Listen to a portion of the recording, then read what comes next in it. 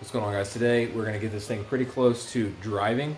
It's going to be over the course of maybe 1 or 2 videos because there's several things that have to be addressed before we can actually go out and take this thing for a drive. So just got back from vacation, excited to get some working on this thing, and I'll show you what we're doing today. So as you can see here, I just have my brake master cylinder, and this other spot that's stamped on the firewall here, that was for if you were going to have a clutch master cylinder and a slave cylinder setup, so a hydraulic clutch. There was no mechanical linkages for this thing. They don't make any aftermarket, and it's very, very hard to find them the way that they actually came factory. Of course, this year is a very specific set of the mechanical linkages, and with headers, I think that would interfere anyways. So the easier option for me is just going to be going with a hydraulic setup, and honestly, I think it just improves the ride quality a lot. So this is the master cylinder that we're going with. I will post the item number in the description below. So the goal is we're just gonna try to drill out this circle here, take these bolts out, and see what's on the other side of this, and see if somehow we can make this shaft work. If not, we may have to get another shaft or modify this shaft in some way. But really, we're just gonna have to drill through there and then find out what we're working with. All right, I wanna remove these 2 bolts.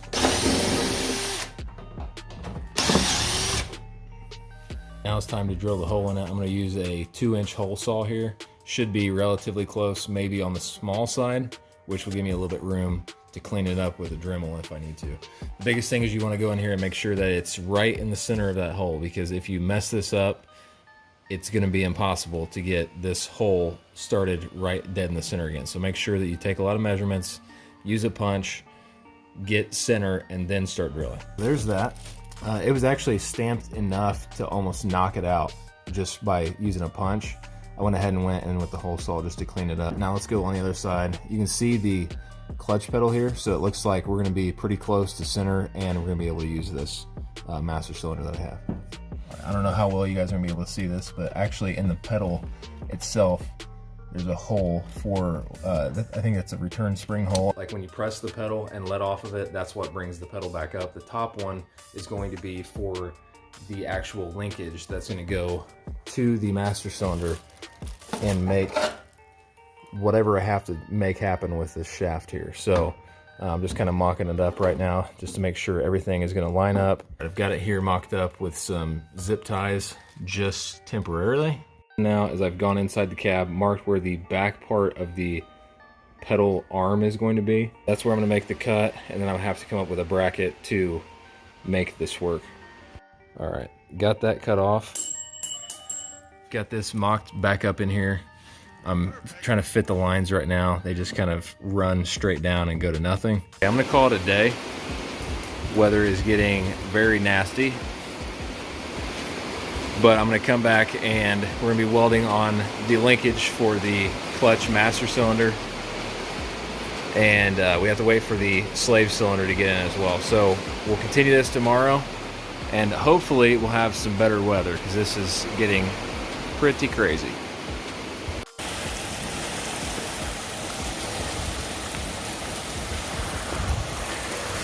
What's going on, guys? Today we're going to be able to put the slave cylinder in. It came in the mail today. We're going to first start working on the linkage for the master cylinder, so I'll take you over there. What I've got here is a piece of flat steel. I've got some marks down here on some cuts that I need to make and some bends I need to make. I'm gonna go ahead and start cutting this and bending it into shape here. Just gonna be using a little cutoff disc for this. This thing should zip right off of there.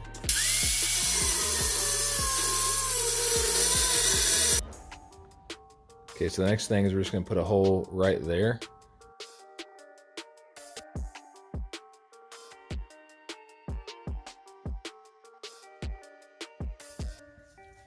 All right, now I'm just kind of tacking this thing in place here.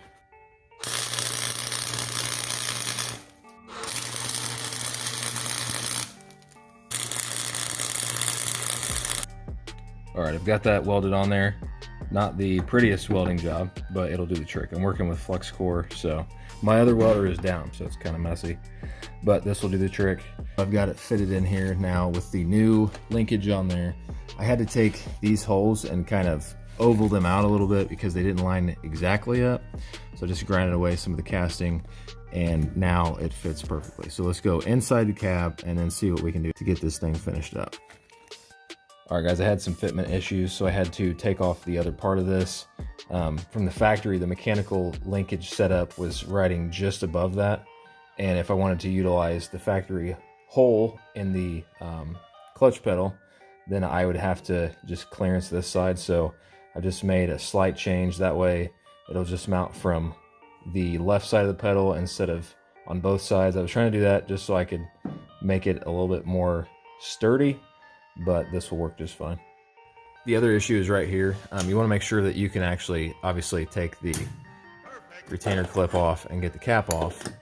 And the way that it came from the factory, this was on the other side. All you have to do is just pull this out, swap it to the other side, and then you have enough room. Next up, we're going to see if this slave cylinder here will actually fit onto this Y block. Online it said it does, but of course you know that you can never trust that. Okay, so that actually did mount right up. I don't know if you guys can see what I'm talking about. Right back here.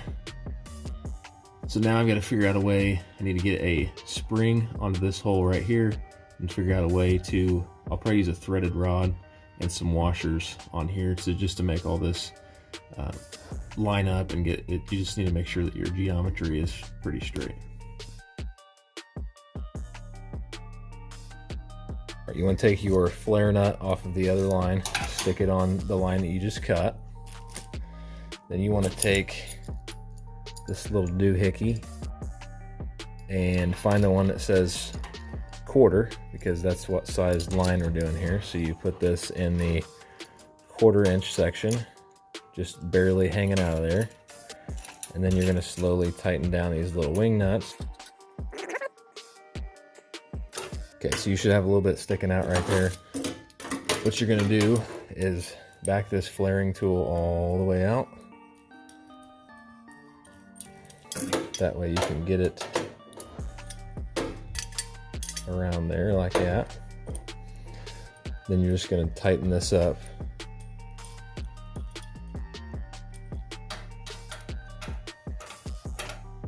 And then the more that you tighten this, sorry about all the racket, you tighten this, and then that's what makes the flare on the end of your line.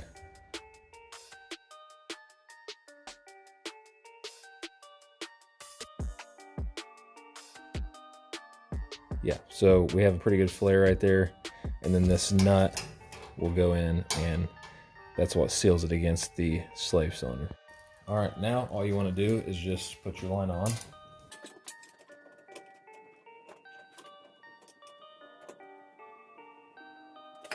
Tomorrow I'm going to come out here with a threaded rod, and I'm going to be able to set up the actual rod that will go from the slave cylinder to the clutch fork.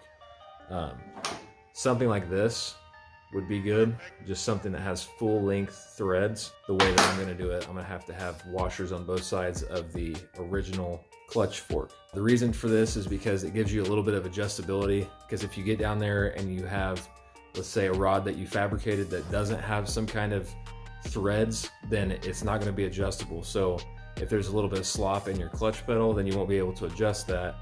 However, if you use a threaded rod or a full length threaded bolt, then you'll actually be able to go in there and make those fine adjustments just to get your clutch pedal feeling exactly how you want. All right guys, we're back at it today. I got a full threaded carriage bolt here. The reason I went with the carriage bolt was the end has a rounded tip on it, which matches up with the cup part of the slave cylinder, so the actual pushing parts. This will sit right in there, and we're getting ready to install this thing. I don't know if you guys can see that or not, but we've got the rubber boot back on the carriage bolt, got it running through the clutch fork, and then we have nuts and washers on both sides of the clutch fork.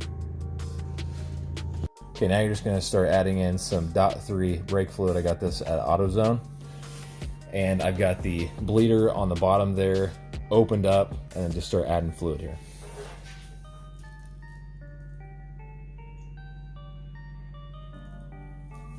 All right guys, it looks like everything is in working order. The one thing I'll say about these is make sure that you bench bleed this, because it was a pain in the butt. I had to go back and try to bleed the thing several times, but the best thing was just getting it out, putting it in the vise, actually manually pumping it. You push in, let the fluid come out of there, and then you plug the hole as you let go of the shaft, and then it'll draw brake fluid to the bottom part of this where it's actually doing the work and pushing the fluid down. So that's super, super important. You will not be able to properly bleed this if you don't do that. I'm gonna snug this thing up, make sure it's nice and tight right in the center. And you want to go to the other side. Do the same thing. Okay, I'm gonna go up there and see if this thing will move.